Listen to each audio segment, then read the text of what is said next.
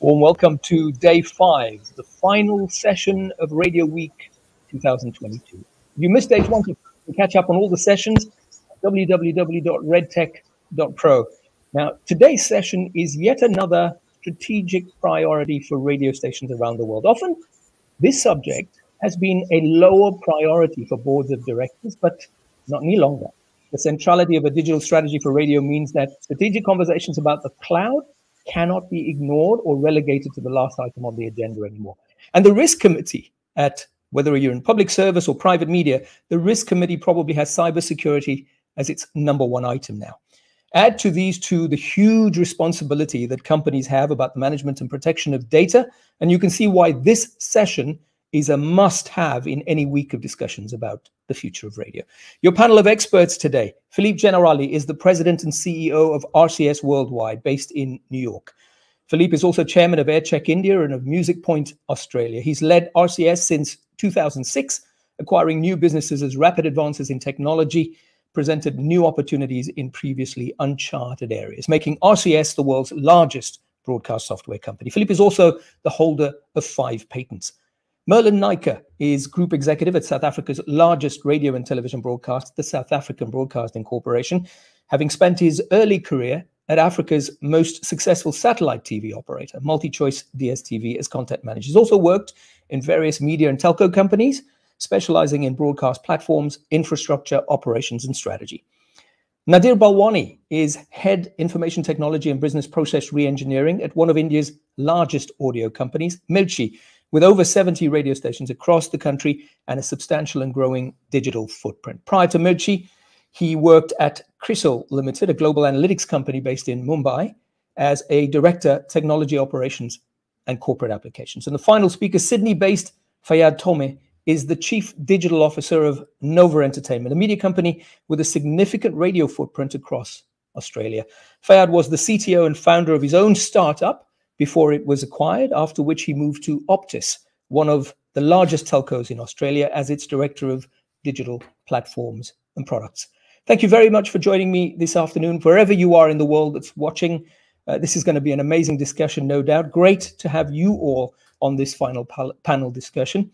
And the panel is brought to you by RCS, the world's largest broadcast software company. Philippe Generali, let me start with you. I want you to join me. We're going to take a trip together to Anytown. And Anytown has 2 radio stations, both aggressively competing, obviously, to be #1 in their market. And one management team has made a strategic choice to stay substantially on site. So they've got a state-of-the-art rack room with the latest equipment, the latest available hardware and software and storage. The other management team across the road has invested in significant cloud computing and virtualization. Tell me how this story progresses over the next few years. Interesting. Well, thank you very much for having me, and it's a pleasure and honor to be on such a panel of great colleagues and personalities. So that's a good question, Omar. So one station is going all premises, on-prem software, big machines everywhere in their rack rooms, and another one is going all cloud. With people using mobile devices or any kind of computers, but having no engineering force per se on site. Well, the good news is we can do both. RCS, we can make both companies happy, both stations happy. We have great on-prem software, great cloud software. I think we have to look at. There's many ways to see how that pans out between those two hypothetical stations that are on-prem and cloud supported respectively. I think cash flow is important. I know it's a technical discussion, but you know, cash is king. And I think if you do not have to buy heavy equipment and go to your banker and ask for a loan of a big amount of money to be able to start and get all that equipment geared up, then you have some free cash because you pay as you go with the cloud operation. You don't have any big upfront investment, but you pay as you use the service, depending on the size of your operation, depending on the number of listeners, depending on on many things. So I would say that the station with the cloud has some cash flow advantage. So that's money which is left in the bank. So when you're a radio station, like when you're any company, cash is really helpful to put in the business. So if you don't put in machines, you can put in people. You can put it in research. You can put it in promo across town and cover the town with billboards, or organize games and contests and give away money. So maybe because you can attract better talent on the air because you have the cash flow to pay them, maybe you have an advantage on the ratings in the long term, hypothetically. Is it that sweet, Nadir? Let me move to India. So you've got a 70+ station network, but your country is different from, say, Australia in terms of access to broadband and so on. There might be latency issues, I don't know. Would you say that the situation in a country like India, in terms of a broadcaster like yourself, to be substantially in the cloud makes sense or not? Or maybe it's different for different markets. Maybe Mumbai, it works for your station there, but maybe it doesn't work for a third-tier market. Give me an insight into how you would grapple with this in India. Sure. So, as you mentioned, the broadband situation wasn't good earlier, but if you talk today, the things are definitely improving. I'll give you an example out of those 70+ stations we have, which are the terrestrial stations. Around 20 are network stations. That means we typically do not have studios in those places. We just have our broadcast equipment and the playout setup. And the connectivity from a hub studio to the transmission infrastructure unit is many times via broadband. And believe you me, we have more than 99% uptime. So that's not a challenge anymore. But saying that, we currently are mostly on-prem. We aren't on cloud. Our first step would be first to move the DR, the backup workloads, to the cloud.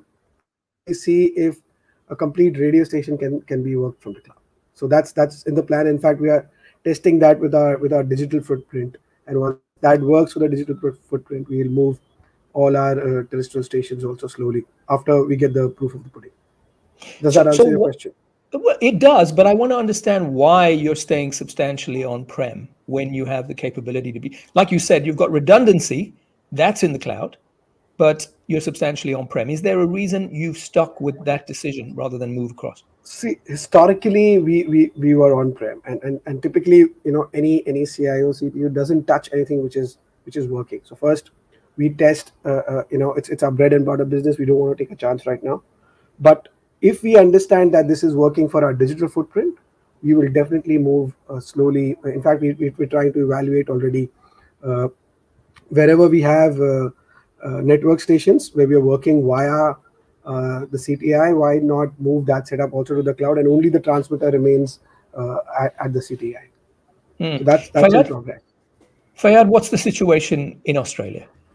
For us, we have the whole broadcast suites within every studio, so we don't have virtualization so most of our servers are run on premises for the broadcasting technology. So we use RCS tools, Acquira, we use Zeta, and we use G-Selector, but it's all on premises but virtualized across all the different states. So especially in the last couple of years, what we did is now we've connected all of our studios, so anyone, regardless on where you are, which location, you can dial into any studio and act like you are virtually in the studio.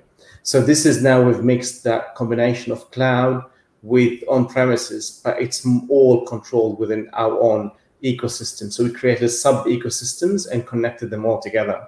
Now, I would also differentiate between, when we say cloud, is more the software as a service. It means it's all the software license that you just log in and zero maintenance. And this is the other products that RCS would have, like the Go product, and something that we're looking more into as future phases. So now we've invested with a lot of redundancies, with a lot of assets, virtualization across, and this is part of the previous legacy that we've had and the modernization that we did.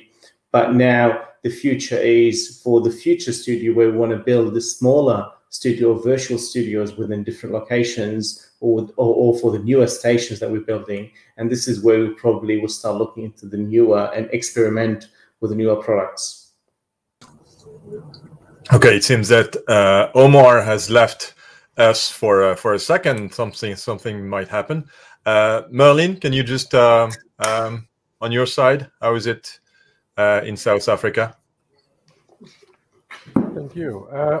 Well, for us as the state broadcaster, we pretty much on site with everything, radio and television broadcasts. We run 19 radio stations and 5 TV channels, all from on premises. Some of our radio stations are regionalized, so they broadcast within a specific geography, but then again, also on premises. So we have offices in all of the different provinces. Having said that, what we're finding is that with OTT solutions coming into play, we're kind of being pushed towards the cloud from our customer base, as people start to use, the connected devices a lot more for the consumption of media content. So it's something that we're definitely looking at, but quite an expensive task to undertake if you a state entity with 85-year history of content. Our floor space just for content that we have today is quite substantial, and we've been able to digitize almost 15 petabytes of content, specifically from the television side. That's over 200,000 hours of content that's now digitized, and preparing ourselves to slowly migrate to the cloud. New content obviously will start in the digital format, so there's be no physical space requirement, so that should be pretty easy for us. But for the foreseeable future, we see ourselves holding on to the on-premises equipment because, as I say, of the legacy footage that we still got to keep in perpetuity. Okay, thank you very much. Philippe, Omar has his internet connection that is down. So we were talking about cloud and internet, and he's gone because he's got some problem in Portugal. What is the trend? I think India internet is better than Portugal, then I guess. Yeah, exactly. India is better than Portugal. Is it the trend everywhere in the world? What we hear now is a mixture between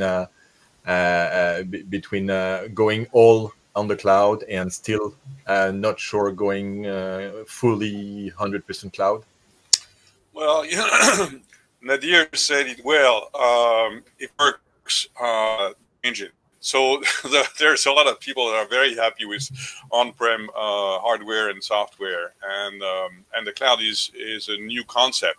It changes the way a broadcast group operates, or a webcast group, or any company operates. So it's a step that companies have to make to go cloud, which is transforming the way the operations look. Starting with the footprint, you don't need as much real estate when you're cloud than when you're not cloud. So it's a top to bottom organization, and because it's such a drastic change, at the end of the day, it sounds the same for the listener, which is what matters in our case. For radio, doesn't matter how we make the cake. It's important to have the same great taste one way or another. So the first thing people need to know is that it sounds the same. But it's a little bit. I like to compare going cloud to the electric vehicle. So what's the trend today? Today, 98% of the people, for example, where I am here in the US, are driving fossil fuel vehicle. Only a single-digit percentage of people are driving electric cars. What's the hold up? The hold up is range anxiety. Will I be able to go to work every day? Will I be able to charge my car? Or I can't do it because I live in an apartment and there's no outlet to charge my car in the garage. So there's many things that can make you not want to go with an electric car today because you're perfectly happy with a fossil fuel car. However, once the gas prices start rising, and once the government start pushing one way or another, we all know that X years from today, there will be a majority of electric cars on the road.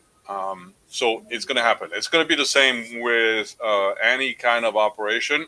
The days where you buy gigantic amount of iron, as we call it, to put at your various facilities, will be a thing from the past. And we just introduce it a little bit. Some of the largest broadcasters in the world are looking at cloud because they want to dip their toe in there, get comfortable with it. And I'm just moving. I have the rising sun. This is New York rising sun here. But yes, you get used to it and you find out if it works for your operations. Yeah, all right. Has the global pandemic, which forced an unprecedented level of remote offsite broadcasting, sped up the value of the cloud for radio broadcasters? Fayyad, if you want to start with that question. Yeah, I was also going to add to Philip's comments before. Sure. On the journey of moving from premises to cloud, maybe the broadcast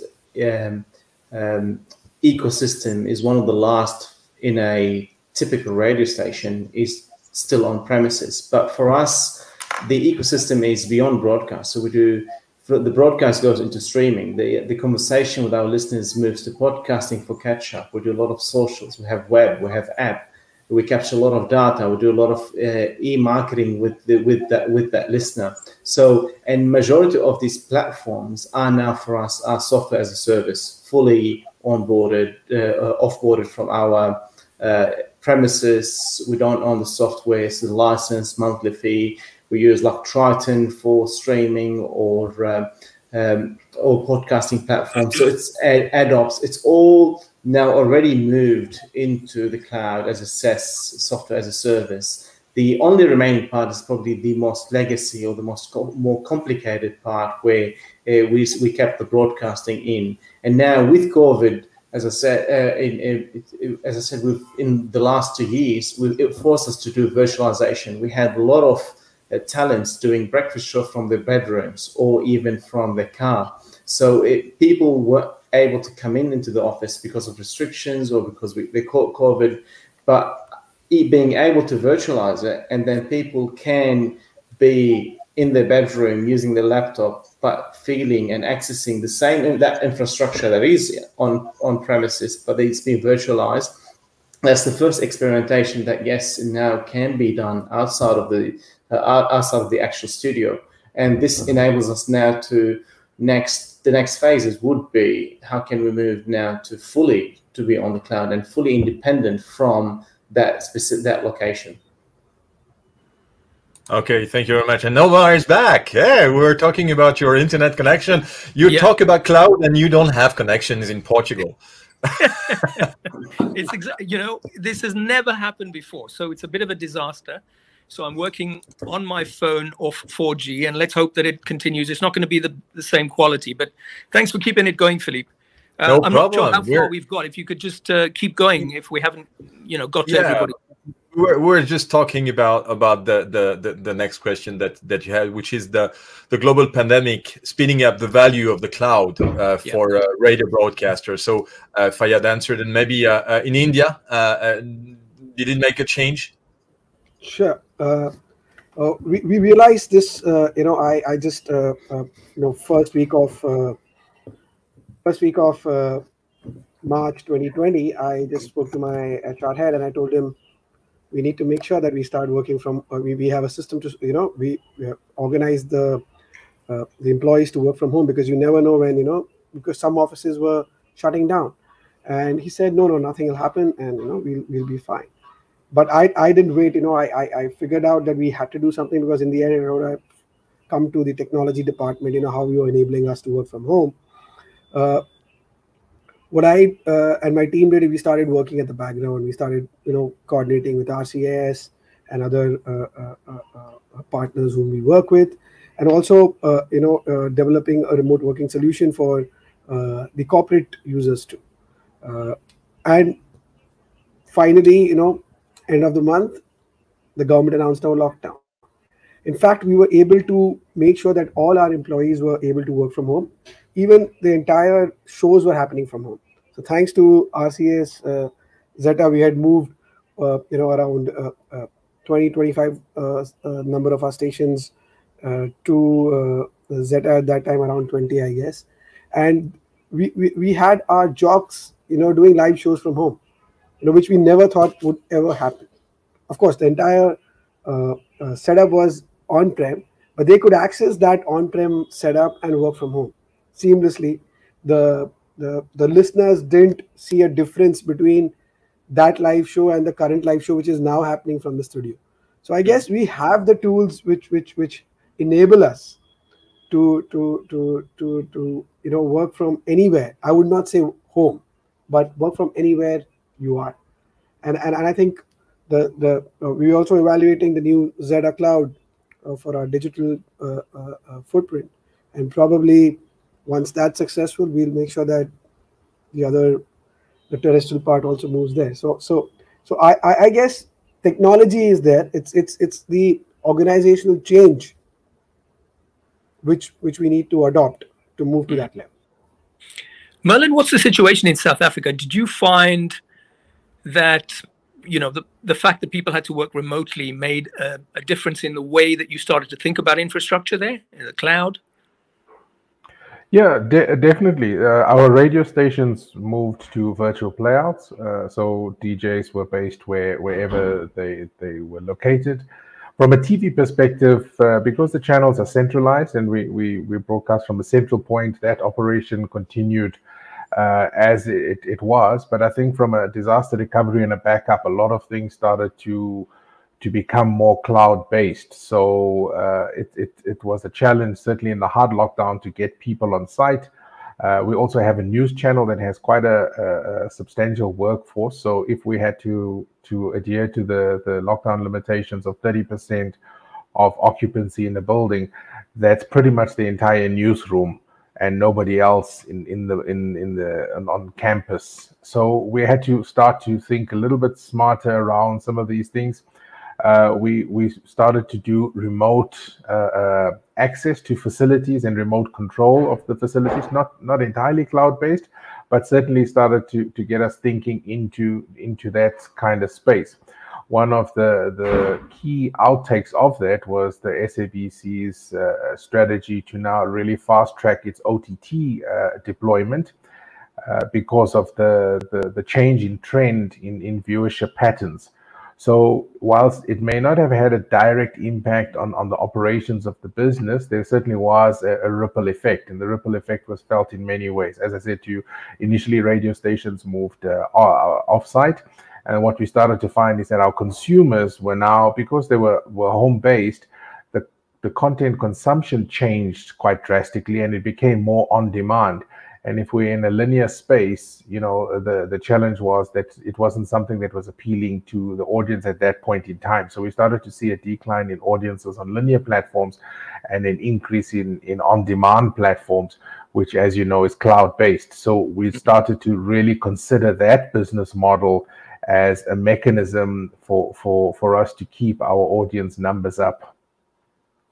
Philippe Generali, just listening to these responses, even from Australia, a pretty sort of developed economy, listening to the India situation, it sounds to me that legacy systems are a hindrance to this migration to the cloud. People have already made the investment, the CapEx. They have the systems there, they have the rack rooms, and that means that this migration to benefit from, as you say, that free cash flow is slower. What's going to make that speed up? Is it the more digital you become, the more streams you have to push out? Is that what's going to drive a greater adoption of the cloud for broadcasters? From what I've seen with our customers, they really are considering that when they need to upgrade. Oh, there's a cat that's coming in the in the frame, as you can tell. The question comes up when you need to upgrade your gear. If you have $1 million or $100,000 or $10 million worth of equipment, which is it's pretty busy at the background, which needs to be upgraded, any good engineer will ask the team, so what are the options? Do we have to buy another X euros, dollar, rupees worth of equipment, or can we do some of it virtual? So the renewal of the gear is a question that will be triggering the cloud migration. Usually, you know, when you buy equipment, what we see with the customers that we have around the world, we have about 15,000 radio stations using our software around the world. We're in 120 countries, so it's a wide variety of reactions to depreciation and all this. But an automation system hardware will last anywhere between 4, 5, 6 years, and then it will be time to replace. Nobody likes to upgrade Windows operating system on an equipment, so you generally replace the entire equipment once it's done its job. And remember that those computers, by the way, are working 24/7. All the computers in a broadcast operation or in a webcast, if you're doing any of a private cloud model, all those computers are working 24/7, and that's pretty demanding environment. So there will be a point in the life cycle of the equipment where do we replace or do we go virtual? So there's two parts of this. On the one hand, like you said, obsolescence of equipment will lead to people rethinking how they do this, and perhaps the adoption of the cloud then happens quicker. But what about the other issue of an expanded digital footprint? If your strategy is sufficiently different from your old analog approach, and you're now pushing out multiple streams and a lot more on demand and over the top, is the cloud necessary, or can you continue with an on-prem solution in that case? Well, I think Merlin said it, and if your listener are pushing you to have an offering on the cloud, or at least an online offering, which is very substantial, the number one advantage of the cloud, the number one advantage is that it scales up and down without you having to buy the maximum amount of hardware, which will satisfy the maximum amount of listener. The cloud is the leader, the worldwide leader in the cloud operation, and the most profitable segment of their business is, of course, AWS, right? It's Amazon. They invented.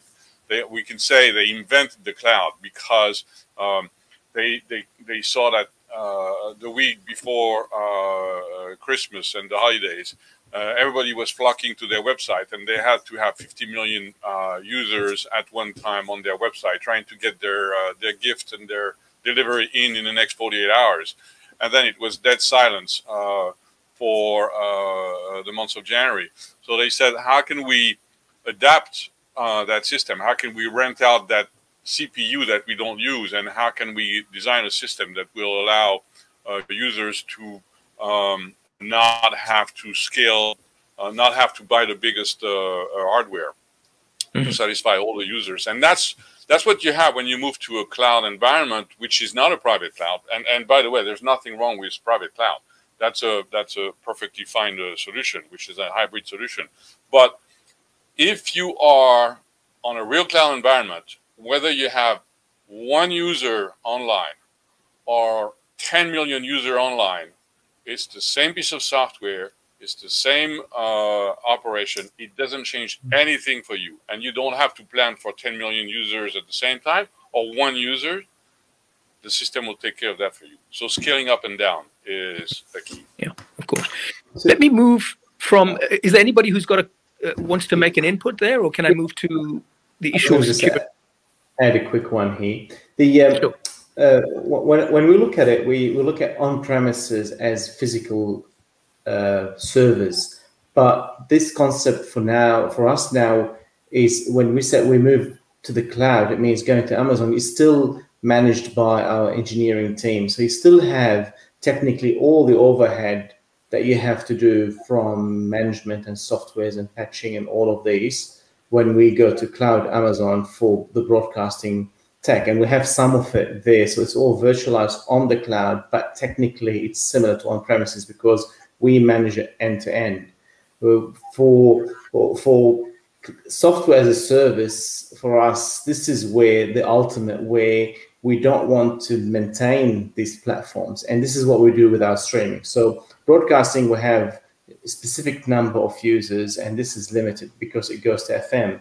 But once it goes from a broadcast to streaming, that conversion from there onward for us, it has to be 100% off platform, managed via cloud vendor. So as an example, we use Triton and the whole content delivery. So the CDN, millions of users access these streamings. It's all managed externally, and Elastic, they're leveraging cloud facilities. And this is the model where we try to work through, but in the future, pushing it more towards what the broadcast capabilities also to offset it to the vendor or the licensed software creator, so they would manage it end to end for us, and it would be lesser impact on our engineering team or operation. Mm-hmm. All right, let me move to what I mentioned up front. I think that was fairly comprehensive conversation about the value of the cloud and where people are currently and what might trigger a movement, a more significant investment in the cloud.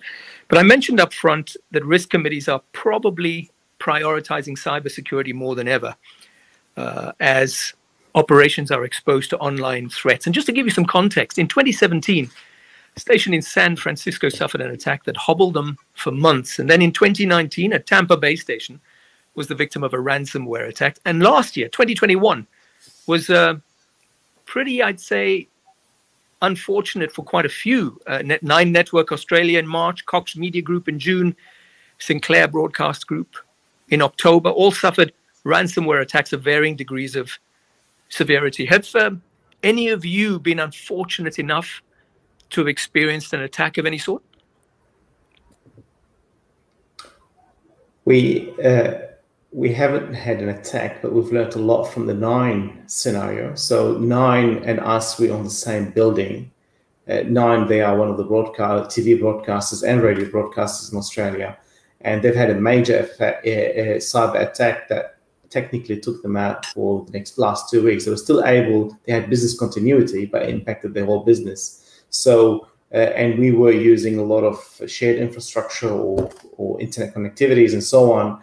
This by itself, it created a panic for us because we thought we may be next. We had to quickly work with Nine, who had the attack, their cybersecurity specialists and the agencies that they've engaged to go and really look into our current infrastructures and do all the penetration testing or the assessment around what we have. So we were lucky not to have it. It was very close, but this created an opportunity with our board to go and look into our cybersecurity and risk assessments that we've had and all the mitigations plans that we couldn't get initially the funding for, but now we're able to do more prioritizations around this. As you expect, the list is always big, but you at least be able to go through specific high-level risk opportunities and mitigate.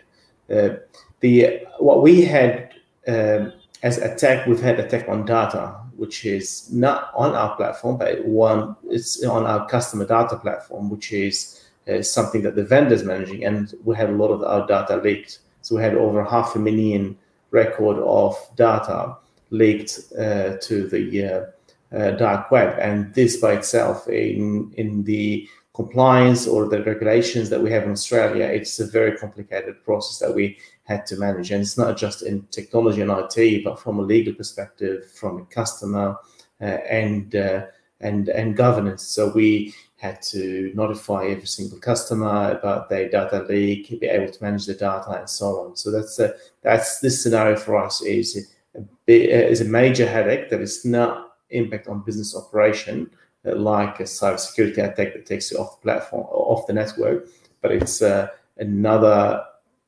beast that we had to deal with, which is data privacy. And with broadcasting now, all of us, we interact with our customers more than just an FM station. There's that one-to-one relationship, sharing data, communication, and so on. And that is creating a bigger risk for us as broadcasters. Let me pose this generally. I mean, is there a point at which this can be, you can fully secure your operation, or will there always be someone out there finding chinks in the armor? It's just going to be an area that the board has to be comfortable with constant investment, constant innovation, constant renewal, because there are new attacks, new ways to attack every single year. It's a general question. I'm just opening it up. Does anyone want to? Yeah, I'll take that, Omar. I also have an information security background. I was working with a data company from the banking and financial sector earlier, a credit rating company, which dealt with a lot of customer data, a lot of industry data. My belief is, and which is a fact, that no computer in the world is secure. The only computer in the world which is secure is the one which is shut down. So typically, you can't guarantee 100% security. The question is, how much do you want to protect? It all depends on what is the value of your data and what is your reputation as an organization, in terms of information security. And you invest that much in information security. It's a simple thing, If I put one lock, it'll be easier for the robber to come and open that lock and take away the money I have. If I put 2 locks, it'll be a little difficult. If I have 3, it'll be more difficult. If I have 4, it'll be more difficult. Do you think by putting 10 locks, you're going to be secure? There's no guarantee to that. But it's better to put 10 locks, because the time which the bad guy will take to get into your systems, you will have enough time to react and probably stop it. So information security and investing in information security is very tricky. It all depends on your appetite and your requirement. Some people just spend a lot of money and then also end up getting hacked. So in short, I believe in one thing, and maybe it's true, it's not, but either you're hacked or you don't know. All right. Anybody have an idea that's different from that? I mean, is this, Nadir is very clear. As long as you go online, as long as you have a computer, you're going to be vulnerable regardless. Is that something that's true in perpetuity, or does it ever change? So Fayed I'm sorry, Fayed, go ahead. Go ahead, Philip. I just wanted to say, in fact, Fayed and Nadir have both touched on 2 different things. There's you started with the crypto locker attack type of thing, and then there's the data security, which are 2 different topics, which are both fascinating. And when you know that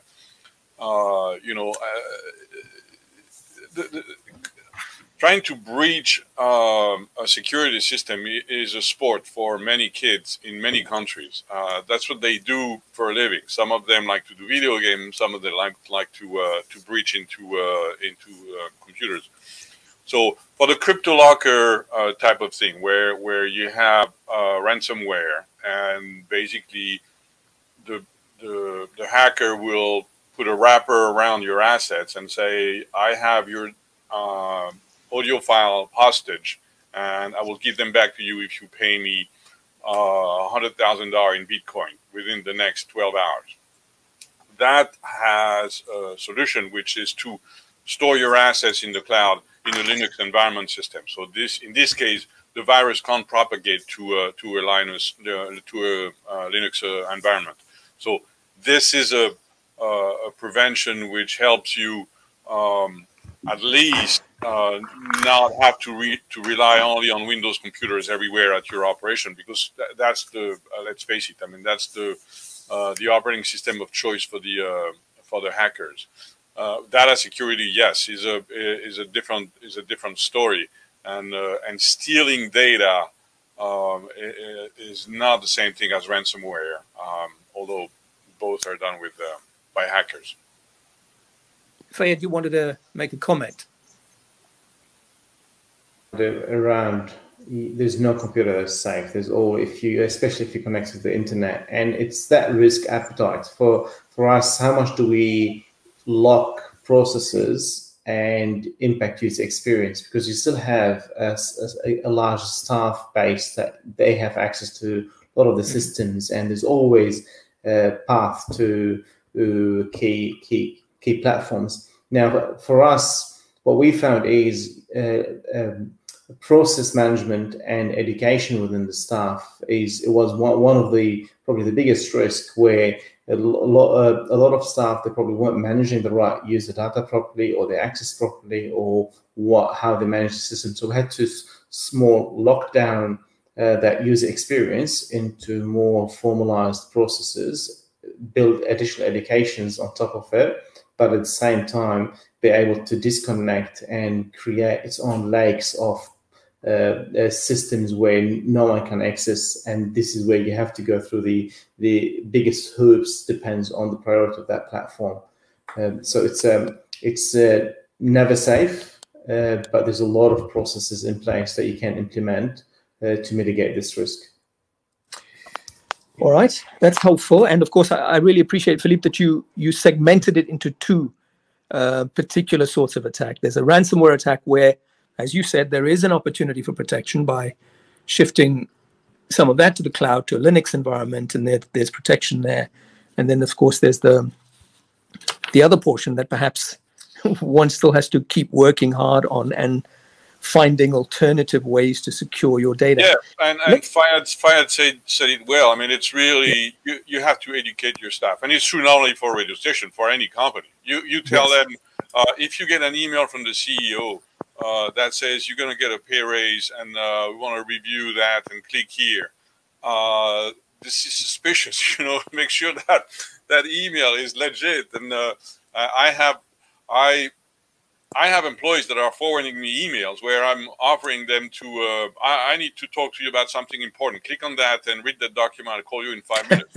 And it's supposed to come from me. So they forward that to me and they say, Philippe, is that you? Did you send that to me? I said, no, look at the email. It says, Philippe Generali, blah, blah, blah, at xyz.com. This is not me. So by educating your people, looking at what's the envelope of the email, what's, where does it come from? Is it something that's unusual? This is the best way to prevent your organization from being hacked by those phishing email that are the way most of the time the virus enter your system. Merlin, I'm going to ask you to give us your insights from South Africa before we move on to issues of data protection and privacy. And while you're doing that, I'm going to exit the phone, and I see that my internet's back, and hopefully that's going to last. So I'm going to get back into the system via my laptop. So go ahead, Merlin, while I exit. Cool. Yeah, for the SABC, it's quite an interesting one because we're the state broadcaster, so we have records of people paying TV licenses.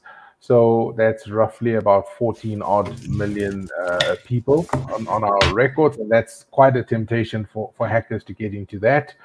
And then we also have the other side of the business, which is the archive of content that we have, and presenting that to the internet would be something that would be quite a challenge for us, specifically because we manage content from a posterity perspective. So we've got to make sure that the archive remains intact, is updated. So presenting that to the internet is going to be a bit of a challenge for us. But I think in the foreseeable future, we will definitely go with a hybrid model. So we will keep the sort of the heart of the business on site, and we'll present content that would be relevant at that particular time. So that time is still to be defined. It could be a week, 2 weeks, could be a month worth of content or data that we present out to the internet. And that way we'll be able to protect ourselves from any sort of piracy from a theft perspective. The record keeping is pretty much standard IT stuff that the guys are working on a regular basis. It's quite surprising how many attacks we get on a regular basis as the SABC, that the IT team is able to actually prevent before it becomes really serious. But as Philippe said, you know, when you get a message from the CEO of an organization, people like to open it up and see what's happening, and they don't pay attention to that email address and the URL at the end. It's not coming from your domain. You should know that that's not something that you need to open up. So a lot of education happening. We've got over 2,000 people, plus if we take our freelancers into consideration, quite a lot of educating that needs to happen on a regular basis within the organization for this. So yeah, it's a challenging task. I don't think there's an easy solution, and it almost tempts you as a broadcaster to actually not go into the cloud when you start looking at all of the exposure you put your business to. You know, so it becomes a commercial decision that says, if I go that way, I can respond faster, I can be quicker, I can regionalize, I can customize, but I also then become prone to attacks. And then now not just one attack on one site, they now, wherever that cloud is, and they're coming from international hackers as well, because, you know, the web is global. So now you start to open up that door as well, which becomes problematic. But is that valid though? Because when Philippe was talking earlier about this, he was saying it's a different environment. It's a Linux environment in the cloud. Am I confused about this? Because there's more protection when you're in the cloud, because if you know you're under AWS's umbrella or Google's umbrella or RCS's umbrella, aren't you more protected there? I think it's a toss-up, right? So it just depends. Ultimately, you're serving to your end user through commodity-based platforms. So then you have to at some point switch your servers over to what is available to the end user. So certainly you're processing, and that can be done in the background on Linux. But when you present content, so it's just a matter of how much can you actually protect, which is why I was saying our approach is pretty much going to be to look at limiting that amount of exposure to content. So if there's a possible hack, it would probably be just content for a particular day or week that would be exposed, and we should be able to recover from that. But the larger content, the more sort of enticing thing that people would, or hackers would see as a target, the archives and the customer data, is something that, you know, we still got to get our heads around. Remember, the SABC is a national key point, so you have to enter the SABC, you need an ID to come in, your ID document, fingerprints, and the like. Now, how do you do that in the cyberspace, which is the challenge that we're looking to overcome? Mm-hmm. I guess that's the problem, right? Because in cyberspace, anyone can enter anonymously, and so you're exposed. I don't know if anybody else wants to contribute to that and see if you've got a suggestion. So I have a view here, because if you there could be private clouds, there could be, you can get a cage in a data center where you could do biometric and other stuff, whatever you require. The idea is, you know, we always think that, you know, we are more secure when we are on-prem, and that's not my view at all. I believe that you will have access to more tools when you go to the cloud, because there's only so much you can invest. You know, there'll be a new security tool coming up. You will say, I have 10 already installed, should I go for the 11th one? But when you'll be on the cloud, you will get it for using for those many systems only, right? So I still believe that, you know, I've seen banks which were not ready to move to the cloud now moving to the cloud. I've seen governments moving to the cloud. I've also seen, well, I don't know if it's true, but I've heard that NASA is also on the cloud. So what are we talking about here? Above the cloud. Yeah, I don't dispute that we need to get to the cloud. I think the issue is at what rate do you migrate to the cloud that is palatable for your stakeholders? That's the challenge. because your consumers are there, and they are pretty much, you know, on that space from a social media perspective, from a video sharing perspective. It's now the commercial operations that need to consider how do they get there in a manner that is comfortable to the stakeholders and the investors. You know, that's the challenge that we have. We are going to get to this point, because we're going to talk about each of you looking at your crystal ball and saying, does 5G make that migration more effective for radio operators? Is it a boon for those of us that work in radio? I want to get a sense of, if you're starting a brand new radio station right now, do you do things completely differently from what you would have done 20 years ago? Back to what Philippe was saying right at the beginning, that you don't want to invest in the hardware in this way. You want the benefit that the cloud gives you if you're starting up. It's the legacy guys that have the rack rooms. But anyway, we'll talk about that some more. Let me talk about this issue of protecting your data. So now, most of us that are working in this business, we've always had tons of audience data coming. And if I think back 20 years ago, it was in books, written down, and you had the phone number and you had the name. And of course, that's changed. Now you've got it on a spreadsheet, probably now protected in other ways. How is data privacy, are broadcasters, radio broadcasters in particular, doing enough to protect the data they have of their customers and their audiences? And how are they doing this successfully? Let's start with you, Fayed, on this one.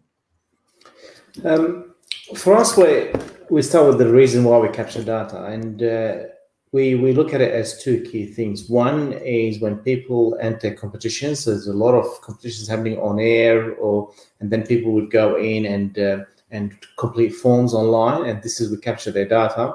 The other one is when they log in on our app, on our website, and probably the third one, it's not a major one, but when they subscribe to our EDM or communication.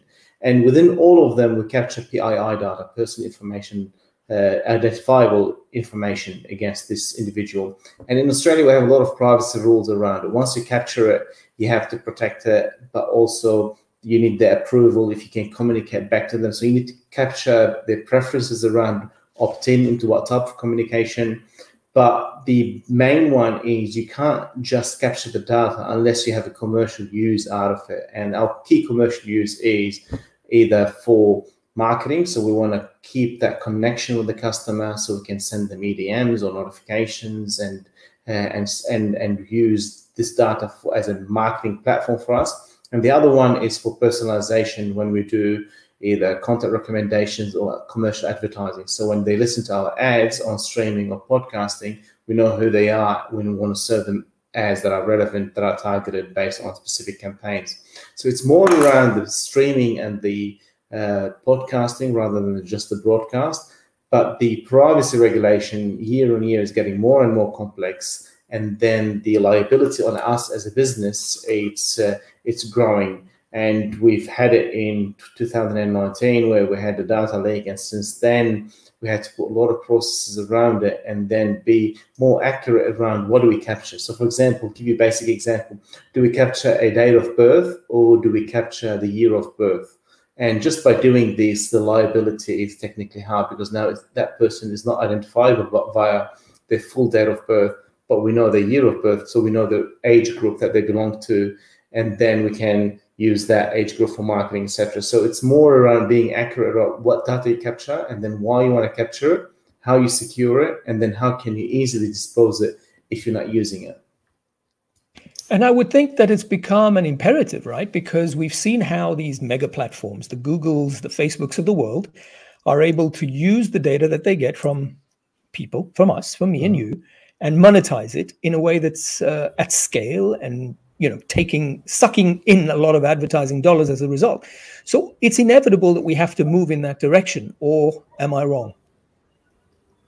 Well, for us broadcast, we can see a lot of shift from people moving, listening to FM broadcast. They're still listening to the same station, but then now they're listening via streaming, via apps, smart speakers, and web.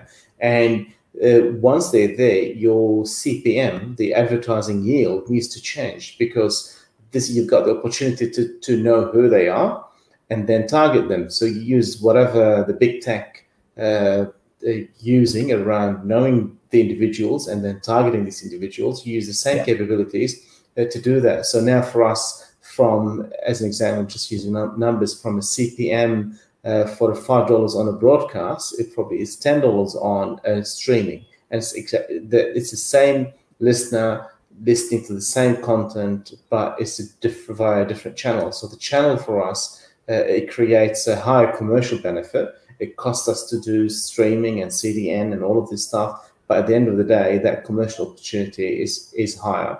And then the market, all our advertisers, they want to know. They've been saying for years now, and for us, this is the right opportunity. They want to know who are these audiences, and they don't want just a broadcast ad to a million listeners. They want to target it. They want to segment and target, and this is an opportunity for us to use this data.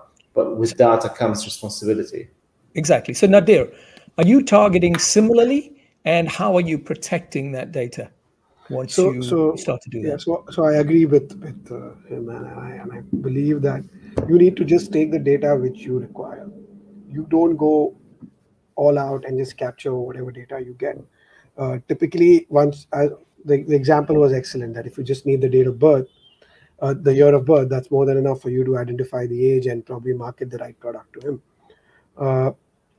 The other question is what data you have. How can you make sure that it's encrypted, even if it gets into the hands of the hacker? There is it's masked, and so whenever he wants to use it, he cannot. So that's another thing which we have to look at. The third thing is I always believe that there would be regulations and there would be solutions. I know in Europe there are very strict practices on data privacy as compared to anywhere in the world. India is improving. It's coming up with the updated the Data Privacy Act. But what you mentioned, that should we move to the Google and the Facebook and other social media platforms way to monetize customer data? Yes, I think we should, but I think they're too far on that. We just need to. We should not probably invade their personal lives. Today, what's happening from these guys? They're just bombarding with you with everything. They're invading your personal lives.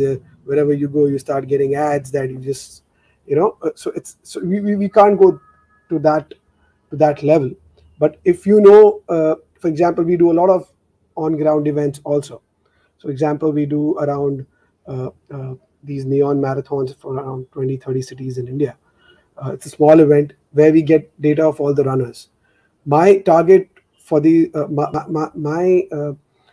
marketing for these runners should be only that I not very regularly, but at an interval, send them a mail or give them a push notification through my app that Adidas is going to have a sale or Puma is going to have a sale, and we know that he's a fitness enthusiast and he'll be probably interested in that sale. And that way we could go and not even sell that data, but tell Adidas that, we know this, we will send your ad to them. We don't give you their names, right? This is how we do it. Philippe, where is the best place to keep that data secure, audience data in particular? Because like we all know, the scrutiny on how we're managing this data is immense from governments for good reason. Yeah, well, GDPR is in Europe has done amazing things for data privacy. Starting with the choice, you have the choice of having your data not being part of a service provider. So this is the first thing, maybe saying, I don't want you to keep any data on me, or I want you to tell me what data you have, and rules like you have to automatically delete a record after X years. So these are good progress that have been made that prevents the security and the privacy from being threatened. In California, they're doing something similar. It's going to get around the world. This is something that's going to help. So the first thing is to offer the user the ability to refuse to have the data being taken. Now, there is no way you will not be traced everywhere if you go on the internet. We all know that. So you leave breadcrumbs everywhere you go, whatever website you visit. But for a private organization, which has to store that data, we said it. You want to encrypt it. You want to make sure that it's not, even if it's hacked or even if it's diverted, you can't read it if it gets stolen. So anywhere is not really the safest place, but there are some basic principles that can make storing the data something safe for all your listener in this case. Merlin, give us an insight into how you're managing at the SABC, and what are those fundamental steps or basic simple steps, as Philippe just put it, that you're taking to protect audience data and secure it?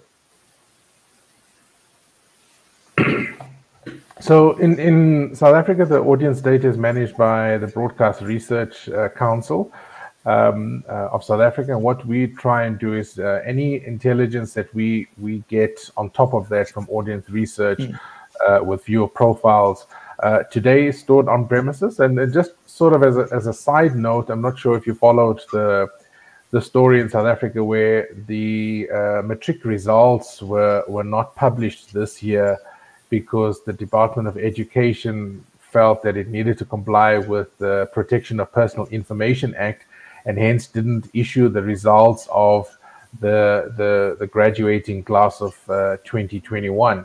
And I think that's some of the kind of misnomers in the marketplace, that people are really scared to firstly hold on to data because there's a risk and there's a responsibility that comes with that is not clearly understood. They were eventually taken to court, and the results were presented yesterday because the courts felt that there was a misinterpretation of the requirements to protect that information and what is allowed or permissible to be broadcast and let out into the industry. I think as a broadcaster, it's a little bit more easier because, easier from understanding what data you are actually holding on to. And it's not something that would generally be presented to the internet at large. It's more sort of a back office kind of tool that you're using. So the interrogation of your usage of your content on platforms and those kind of things. However, if it's sitting on a platform that's presented to the internet, certain aspects of it is vulnerable, and it's a bit of a challenge. In terms of what we are doing, because we are still a terrestrial broadcaster, we're not yet on any of the OTT platforms. It's something that we're watching keenly as other broadcasters go through some of these challenges. It will become a reality for us with our OTT platform coming up, and I think then we're firmly in the ring, right? Our hat is in the ring there. At this stage, unfortunately, not much that we can say because we don't have the experience of it as the national broadcaster. I want to go to you, Nadir, and just to ask you, do you think, when you listen to Philippe, for example, talk about GDPR in Europe, do you think there's a risk of government overreach here?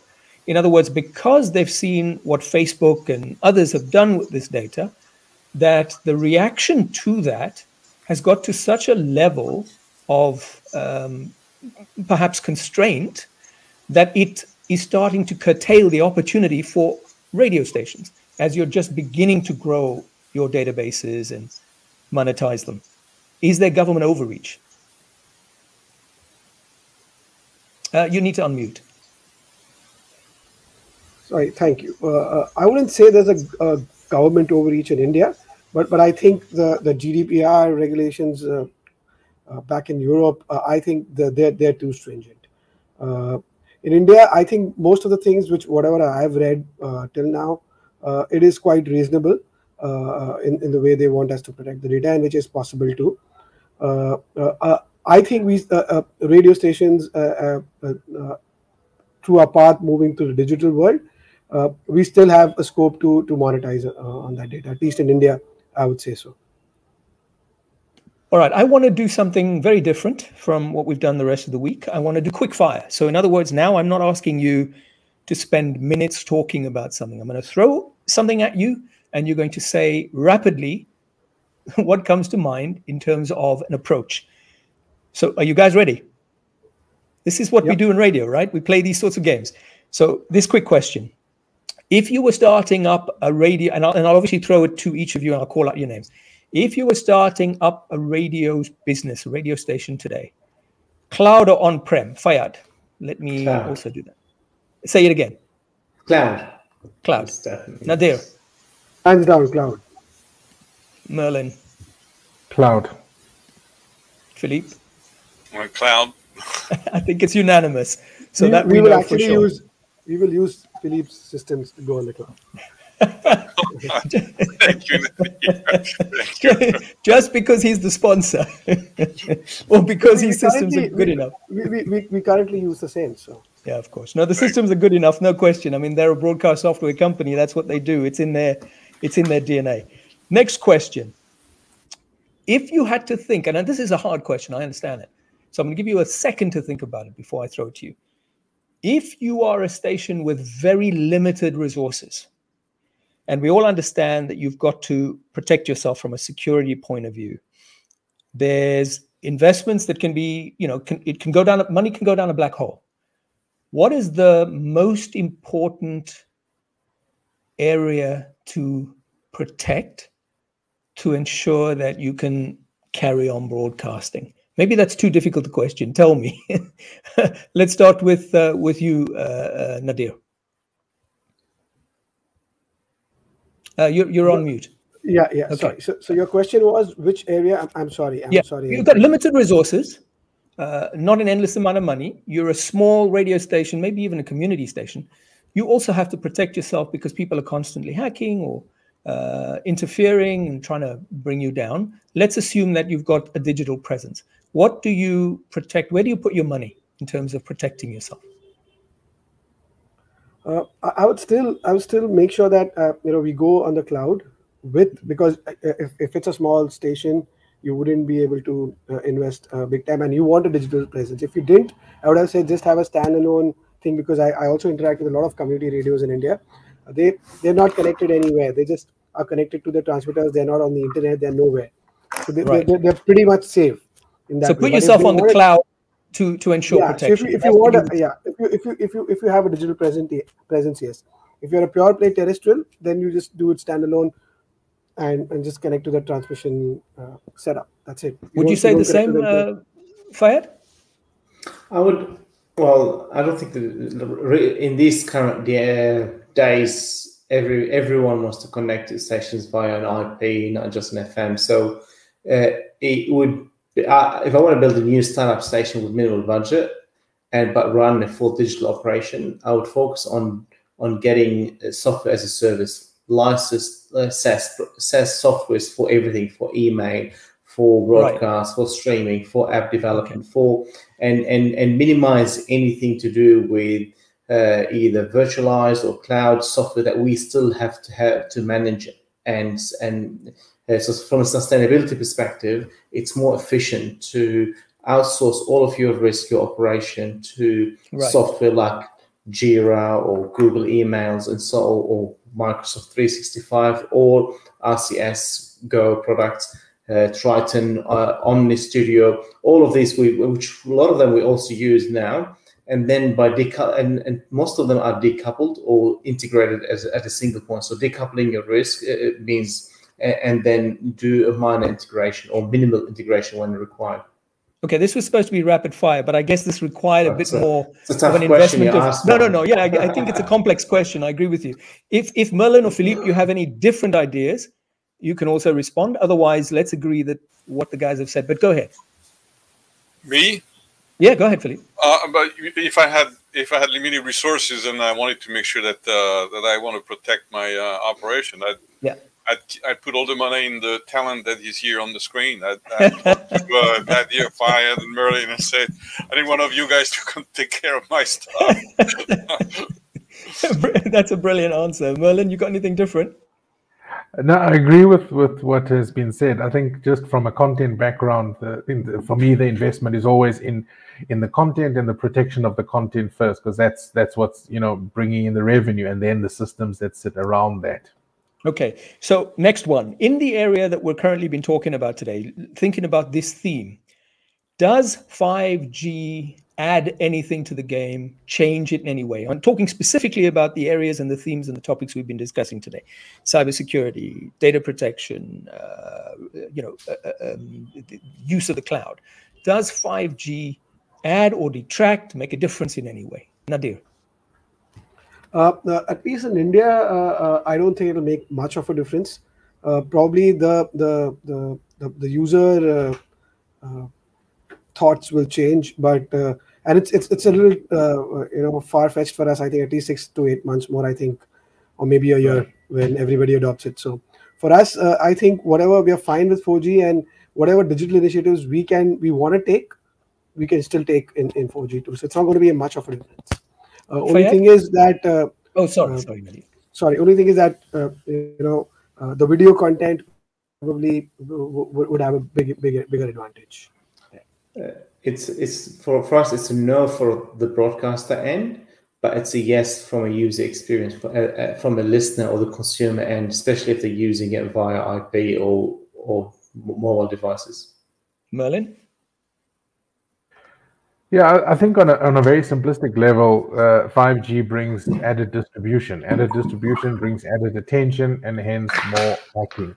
So it's added considerations that we got to look at. Being in Africa, I think it allows us to see what is happening in the developed world first. So thankfully we have that advantage. But I think in the rollout of 5G right now, we're pretty much on par with the rest of the world, but there's not much distribution happening from a video perspective from local properties. I think the issue here is just taking the cautious approach to say, look, if I go this route and I add the distribution, there's more numbers. How do I protect that? So it's pretty much a wait and see approach that I'm picking up in the market, not just from the SABC, but I'm looking at everybody else in this space.